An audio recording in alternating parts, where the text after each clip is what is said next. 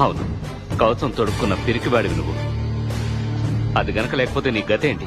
నేను మేధావిని, డబ్బున్నవాడిని, అంతగాని నాకే తక్కువ. కవచం లేకుండా దేశం కోసం ప్రాణాలు అర్పించేవారు నాకు తెలుసు. నీ గురించి కూడా నాకు తెలుసు. నువ్వు నీ గొప్పతనాన్ని చాటుకోవడానికి యుద్ధం చేస్తావు. ఇతరుల కోసం ప్రాణత్యాగం చేసే వీరుడివి కాదు. నీ ప్రాణాలకు తెగించి ఇతరులను కాపాడాలనే మనస్తత్వం నీకు లేదు. నా ప్రాణాలు ఇవ్వకుండానే కాపాడతాను. నీకు తప్పించుకోవడమే తెలుసు. నీ వల్ల ఈ భూమికి ఏ ప్రమాదం రాదు. అంత మాత్రాన నువ్వు హీరోలా నటించుకో. హీరో అంటే మీలాగా?